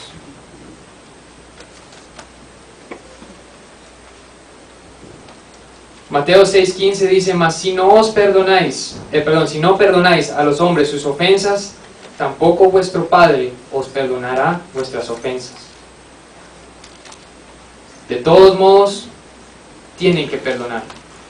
De todos modos. Y lo que sí, para que entiendan, el perdón no está atado a la reconciliación. Eso lo vamos a hablar la próxima, cuando vamos a hablar sobre el divorcio, sobre la muerte de uno de los que se casa, si se puede casar uno de nuevo, etc. Básicamente, lo que podemos aprender es que cómo debe afectar nuestro matrimonio, nuestra relación con Dios. El matrimonio no debe ser razón para debilitar nuestra relación con Dios, sino más bien de fortalecerla. El matrimonio es para fortalecer nuestra relación con Dios, para que seamos conformados por medio de amar a un ser que requiere amor incondicional. Aunque Pablo dice que es mejor ser soltero, el propósito que él lo decía era, ¿por qué? Para que podamos enfocarnos en el servicio. Pero Pablo dice que el que se casa no peca, más bien hace bien. El matrimonio es algo que es bueno porque modela y nos deja saber de primera plana cómo es que Dios requiere que nosotros amemos, porque cómo fue que Dios amó. Igual nuestro enfoque tiene que ser siempre servir a Cristo, ser conformados a su imagen por medio del matrimonio. Por medio del matrimonio. Por eso es tan necesario casarse en el Señor. Por eso es tan importante que la mujer se someta y respete a su esposo y que el esposo ame sacrificialmente a su esposa. Recuérdense que el nudo de 3 dobleces no se rompe fácil. Vamos a orar.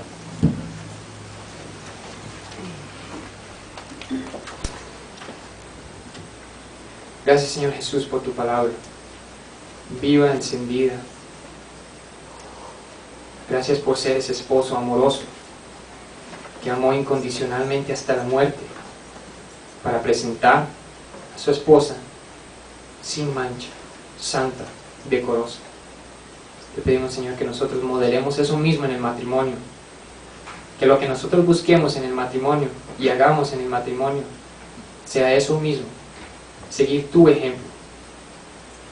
Te damos gracias, Señor, porque tú moriste en una cruz recibiendo el castigo que merecíamos nosotros, a fin de presentarnos santos y sin mancha. Y te demostraste victorioso resucitando al tercer día. No solo eso, sino que no nos dejas igual, nos cambias el corazón. Quitas ese corazón de piedra que sería incapaz de amar a una esposa como tú mandas. Y nos das un corazón vivo, latiente, de carne, con nuevos deseos. Y pones un espíritu nuevo que da ese querer como el hacer. Todo lo podemos en ti, que tú nos fortaleces. Si es capaz de que un hombre cristiano ame a su esposa cristiana y aún no cristiana, como tú mandas, porque tú eres quien haces que sea posible. Te agradecemos, Señor, por esta lección. Te pedimos que todo esposo, toda esposa que salga por aquí haya recibido esa convicción de tu espíritu, de que están mal, que no estamos honrándote en nuestro matrimonio. Que todos los que estén buscando casarse, que sepan cómo buscar, que sepan qué tienen que esperar, qué tienen que hacer y cómo deben buscar. Y todo esto, Señor, sea para tu gloria, para tu honra. En el nombre de Jesús lo pedimos. Amén. Amén. ¿No hay preguntas? Amén. ¿Sí? Amén. Según Mateo, pastor, según Mateo 19, ¿entiende leí? Según Mateo 19, que habla concerniente a refugio. Yo hice una pregunta al Señor Jesucristo, los judíos, pero el Señor hizo una salvedad y dijo, excepto por causa de fornicación. O sea, lo que dejó explicado ahí, de lo que yo entiendo, llevándolo a otro vislumbres bíblico en Romanos, donde el mismo apóstol Pablo dice que lo mismo llamado es a estar en yugo de esclavitud, cuando uno de los dos no quiere convivir con la pareja, porque el Señor dice, por salvo de fornicación. ¿Qué te me puede explicar? Por salvo de fornicación. El Señor lo dejó ahí, pero eso indica que Él le da libertad al ser humano al divorcio. La pregunta es sobre el divorcio, referente a Mateo 19. Vamos a explicar ese tema más a fondo la próxima semana, porque este tema no hemos terminado. Y es bien importante que nosotros entendamos el divorcio, si se permite, no se permite, en qué casos sí se permite, si es que se permite. Todas estas cosas las vamos a explicar más a fondo la próxima semana. El que quiere saberlo, no se la pierde la próxima semana. Pero básicamente, sí hay casos donde Jesús mismo dijo que se permitía el divorcio. Pero ¿por qué razón dice que Moisés permitió? ¿Por qué razón dice Jesús que Dios permitió que Moisés diera carta de divorcio? De la dureza de su corazón. Jesús dijo que solo en caso de adulterio. Y Pablo dijo también que hay otro caso, que es en caso de abandono del hombre no cristiano a su esposa cristiana. Más a fondo lo vemos la próxima semana para que ya quede bien claro con todos los versículos cuadrados, pero básicamente la razón es por la dureza del corazón del hombre. O sea, es juicio de Dios que exista el divorcio. Más bien en Malaquías nos dice que Dios odia el divorcio. Lo odia. Pero ahorita vimos que obviamente Dios no odia el divorcio de la misma manera que odia el yugo desigual.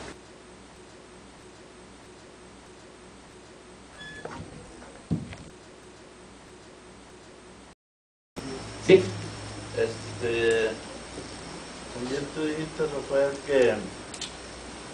que vieran bien los hombres a no casarse con una mujer o con un hombre que ya fue casado. Y entonces, no, que está casado. Ajá, no, que fueran casados. No, lo que yo mencioné es que no busquen poner los ojos en un hombre o una mujer que está casado. Que esté casado. Ya, no era de que estaba casado. Pero, No sé si no quedó claro. Disculpen, pero así es. Pregunta, ¿es pecado tomar anticonceptivos para no tener los niños que Dios quiere dar? Entonces la pregunta es, si es pecado tomar anticonceptivos o usar anticonceptivos para no tener los hijos que Dios determina que tengamos. Les hago una pregunta. Si Abraham, todos esos años que estuvo casado con Sara, vamos a decir que no tuvo hijos. Bueno, en Abraham mejor escojamos cualquier otro. Quiero decir un ejemplo mejor. Cualquier otro que hayan vivido todos esos años. Vean, Adán y Eva, ¿cuántos años estuvieron ellos vivos? ¿Y por qué la Biblia solo menciona que tuvieron 3 hijos? ¿Sí ven? Entonces, ¿cómo ellos prevenían que 800 años estuvieran vivos, lo que sea que duraron 600 años, teniendo relaciones sexuales y que no hayan tenido más que 3? O sea, la Biblia no habla de métodos anticonceptivos. Lo que sí habla, por ejemplo, es de sacrificio de nuestros hijos a Moloch, por ejemplo. Y eso era un dios pagano que hablamos en la prédica de la idolatría, que ellos entregaban a sus hijos. O sea, el aborto es asesinato, que quede bien en claro. Hay métodos diferentes de anticonceptivos, entonces unos son honrosos, otros no son honrosos, pero en ningún lugar en ningún lugar en la Biblia dice cuántos debemos tener, si debemos estar produciendo como una máquina, porque vemos que, digamos, los judíos ortodoxos, los mormones tienen a 8 por familia. Antes los católicos también, 8 por familia. Y si hubieran podido, hubieran seguido teniendo, pero porque son diferentes mentalidades. La Biblia en ningún lado dice que debemos tener tantos, o que debemos tener, o que no debemos tener, sino que siempre se enfoca en nuestra propia relación con Dios. Y nuestra multiplicación no es nada más, hoy en día como cristianos, no es nada más en lo físico, no nada más tener bebés, sino una multiplicación por medio del evangelismo y el discipulado. Porque vemos en la Biblia que 4 veces se nos dice, sed fructíferos y multiplicados. Se le dice a Adán, se le dice a Noé, y luego Jesús lo vino a decir. De hecho se le dijo a Abraham también, si no me equivoco. Entonces, varias veces se les dijo a la humanidad que multipliquemos, porque eso es lo que Dios quiere. Pero como cristianos, no es nada más carnalmente multiplicarse, sino espiritualmente multiplicarse, ¿no? Hay gente que no puede tener hijos, entonces deberían adoptar si quieren, por ejemplo. Hay otros que no deberían estar teniendo tantos hijos. Cuando se lo dice ya Abraham, está hablando con términos espirituales, pero cuando se lo dice Adán y Eva, fue en términos de... No, en el Antiguo Testamento siempre fue físicamente. Porque de hecho, Abraham tuvo 2 hijos. ¿Se acuerdan? No tuvo muchos. No, porque Sara era estéril. Pero tuvo 2. Y más bien, si estamos hablando de que Dios se lo dijo espiritualmente hablando, tenemos que decir, bueno, pero a uno era espiritual y el otro no era espiritual. Más bien, el mayor no es por medio del cual recibimos la promesa de la fe. Hijos de de Abraham, Jesús decía que, como usted menciona, que era un sentido espiritual. Ustedes no son hijos de Abraham, porque si fueran hijos de Abraham, creerían de la misma manera, tendrían la misma fe que Abraham. Y no era el caso. Entonces, aun cuando a muchos se les dijo de esa manera, en el Antiguo Testamento siempre era físicamente multiplicarse, mientras en el Nuevo Testamento, cuando viene Jesús, dice, vayan a todas las naciones, hagan discípulos de todos. Entonces, no nos preocupemos tanto por cuántos hijos físicos tenemos, sino por la multiplicación espiritual que Dios manda que tengamos. La razón por la cual muchos sacrifican su vida para ir a un pueblo en África, a un pueblo allá en el Amazonas, donde mataron a todos, sobrevivieron el hijo y la esposa. Por eso es que muchos arriesgan, pero nosotros estamos pensando en otros términos y tenemos que ponerlo dentro de lo que Dios manda. Entonces, nada más para resumir, si la contracepción es pecado, no, pero depende. Porque si su método de contracepción es, ya concebí y ya hay una vida, y voy y la expulso, como es la medicina esta, el plan B, imagínense qué nombre. Cualquier método abortivo deshonra a Dios y es asesinato. ¿Sí? Quiero agregar que el predicador Tim Conway habló de esa cosa, contraception. Él dijo que, bueno, Dios es soberano, Dios puede abrir o cerrar el útero de la mujer. En mi caso, yo usé contracepción y mira lo que pasó.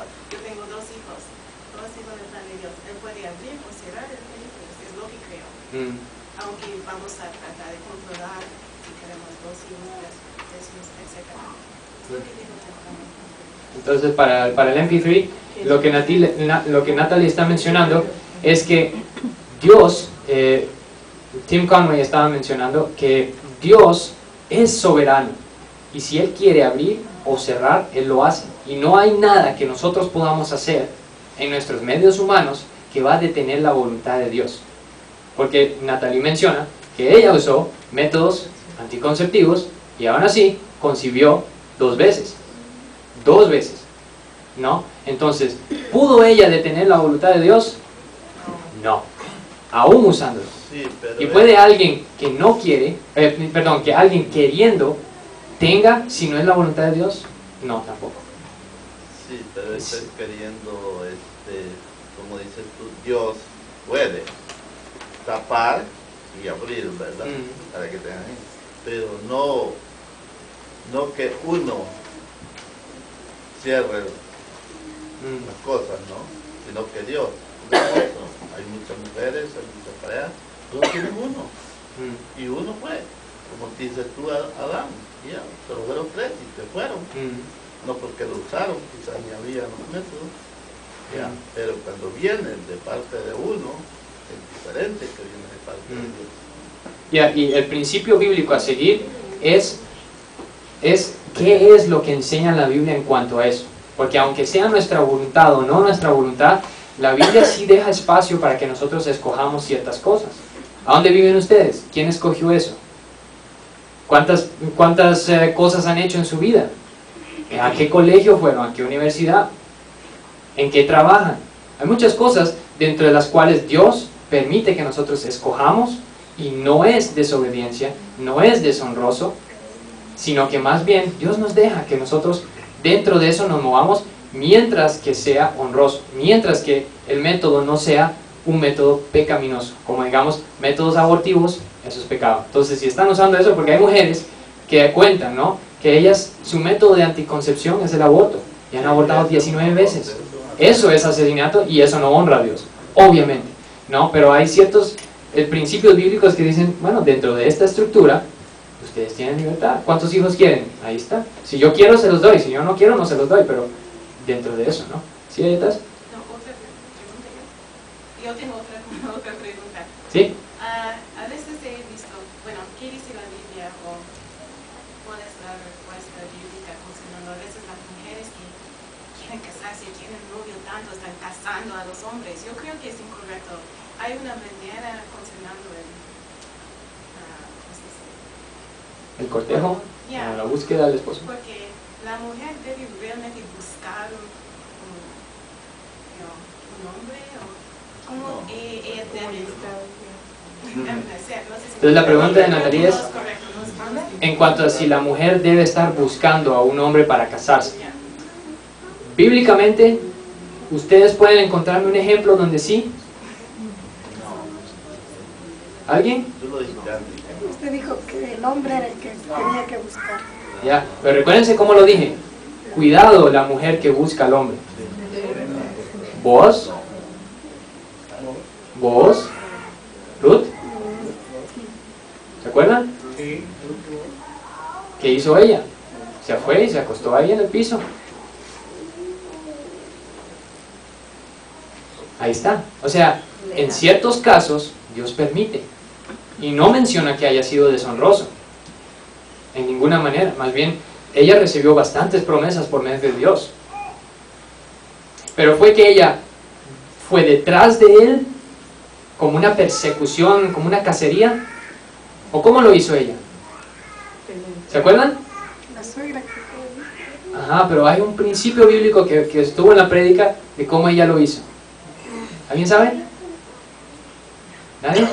En perfecta sumisión. Ella se sometió a él. Ella hizo la iniciación, demostró el interés, pero lo hizo de una manera piadosa, honrosa a Dios. Ella se demostró sumisión. Mi Señor, le decía. Ella no dijo, yo te he escogido, vamos, casémonos. Entonces, cuando una mujer tiene interés sobre un hombre, ¿está bueno o no demostrar ese interés? Bíblicamente hablando. ¿Sí, no? Pero ¿cómo es la manera bíblica de demostrar interés? con sumisión. Con sumisión, piadosamente, y no demostrando todos los bienes que tiene. No es una vitrina. Les ofrezco todo esto. ¿Quién le quiere? ¿Quién le quiere? Así no es. Sino piadosamente, honrosamente, decorosamente. Puede demostrar interés, porque si el maestro es un tontito y anda en la luna y... Puede ser un hombre de Dios firme, obviamente asumimos eso si la mujer está detrás de él, o sea, en un sentido interesada en él. Entonces puede ser un hombre recto y todo lo demás, pero tal vez nunca se ha fijado en ella porque él tiene sus ojos puestos en Dios. Tal vez esa es la que Dios tiene preparada para él, pero ¿cuál debe ser la actitud de ella? En sumisión perfecta. Y la astucia. La astucia. ¿Ahí atrás? Eso quería que si pudiese aclarar sumisión y obediencia. Entonces la pregunta es sobre la sumisión y la obediencia. Muy buena la pregunta porque es muy, muy importante. Sumisión no se trata de que la mujer es un perro y entonces el esposo le grita y el perro hace. No, la sumisión es una sumisión de corazón y la Biblia explica que es como al Señor. Cuando el Señor nos pide hacer algo, ¿cuál es nuestra actitud? Tiene que ser de sumisión. Entonces, ¿qué significa la sumisión? Que nuestro corazón esté en eso. Hay una batería adentro, si es la batería. Entonces, la sumisión es una cosa de corazón. Entonces, de corazón, cuando alguien le dice de hacer algo, no le importa a uno lo hace aunque le cueste. Mientras que la obediencia es hacerlo porque hay que hacerlo. Si su actitud es, lo hago porque la Biblia dice que tengo que hacerlo, está mal. Porque entonces van a pasarla refunfuñando, siempre resentidas con el esposo que le hace hacer cosas que ustedes no quieren, etc. ¿No? Entonces, eso no honra a Dios. Y la sumisión es de corazón. ¿Sí queda más claro? Sí, Rafa, yo creo que aquí, pero desde el punto de vista desde que menciona en Génesis que nos da una ayuda idónea, no una esclava, ¿verdad? Exactamente. Es ayuda idónea porque debe de haber acuerdo entre las dos personas, porque si yo queriendo que ella esté sujeta a mí y ella va a estar sumisa, va a hacer todas las cosas que yo quiero, sean buenas o sean malas. ¿Sí? Y debe de haber discernimiento para hacer solamente o estar de acuerdo en aquellas que son positivas y no las que denigren y las que vayan en contra de la persona. Entonces lo que menciona Gustavo es que el principio es de que la sumisión no significa esclavitud, que Dios no nos ha dado una esclava sino una ayuda idónea. El problema es que la Biblia nos dice que la mujer debe someterse ¿en qué? En todo. En todo. Entonces, aun cuando el hombre está equivocado, no estamos hablando de pecado, ¿verdad? Obviamente, que quede bien claro, cuando el hombre le pide hacer algo que es pecaminoso en contra de Dios, ahí es donde se detiene todo lo que es la sumisión. Ustedes no están sujetas a seguir una orden pecaminosa, ¿no? Pero en cualquier otra cosa, aunque ustedes no estén de acuerdo, la Biblia dice que la mujer debe someterse en todo. Ayuda idónea. Y no es idóneo que uno siempre esté peleándose con la mujer para que haga lo que uno le pidió hace media hora, hace 10 días, etcétera, etcétera, ¿no? Entonces, cuando ustedes piensen, ¿por qué debo someterme? Porque yo soy la ayuda idónea. ¿Es idóneo que yo siempre esté cuestionando todo? Si él no tiene la razón, ustedes pueden amablemente, de alguna manera, encontrar la manera de explicárselo, pero no esperando que él vaya a cambiar de parecer. Porque a veces el hombre no puede comunicar por qué hace las cosas y siguen siendo que están bien, mientras que ustedes no están de acuerdo con eso. ¿Sí? Ay, a lo mejor es obvia la pregunta, pero la ayuda idónea ¿para qué? Entonces la pregunta de Malena es bien buena. ¿Ayuda idónea para qué? Para tomar para tomar decisiones. Para cumplir el propósito de Dios. O sea, 1 Corintios 10:31, para la gloria de Dios. Para la gloria de Dios. Si el hombre está llamado a ir al África, a sacrificar su vida y su familia, literalmente hasta la muerte, la ayuda idónea debe decir, ese es tu llamado, vamos, te apoyo. La ayuda idónea no dice, pero al África, ¿por qué? Si aquí hay un montón de gente que no es salva, y ¿por qué? Y entonces, no, pero, y qué incomodidad, y ahí hace mucho calor, y tú sabes cómo se me pone el pelo con el calor. Eso no es idóneo. Eso no es idóneo. Para cumplir los propósitos de Dios, para la gloria de Dios. Sí, conocí un pastor y le dijo a su esposa, nos vamos a ir, le dijo, a ir al Salvador. ¿Qué le dijo? Al Salvador, sí, le dijo. ¿A las maras? A las maras. No, le dijo, no, bueno. Imagínense, eso no es ser ayuda idónea. ¿No? ¿Sí? Pastor, en una ocasión el Señor le dijo a Abraham, dijo a Dios, cuando Sara se desesperó al propósito de Dios y le dio a Agar, que después nació Ismael. Había como un altercado entre Abraham y Sara, y cuando Abraham llegó a Dios con el problema, el Señor le dijo, oye la voz de tu esposa. O sea, eso tengo que entender que hacer la ayuda idónea, las esposas también tienen el derecho de poder deliberar en cualquier asunto que nosotros nos propongamos, sea negocio, en las cosas del Señor, siempre y cuando no se salga de las escrituras. Entonces, el principio bíblico a seguir es que la mujer no es que ella está ahí nada más para hacer lo que digamos. Ella está de consejera. Por algo Dios la puso aquí a mi lado. De donde sacó mi costilla, ahí debe estar mi mujer. Entonces ella me va a estar aconsejando, pero no significa que yo tomo el consejo. Lo considero, lo escucho, lo peso, y luego yo determino qué se hace con eso. Si se sigue o si no se sigue. Amén, amén. ¿Sí? Solo para explicar que también que es la responsabilidad del hombre dar cuenta delante de Dios. Entonces, bien importante lo que menciona Adriana, que es la responsabilidad del hombre rendir cuentas por sus decisiones. Por eso, a mayor responsabilidad, ¿no se sabe? Mayor juicio. Entonces, por eso mismo también la Biblia dice, no se hagan muchos de ustedes profesores ni pastores, porque a mayor responsabilidad viene mayor juicio. Mayor responsabilidad. ¿Estamos?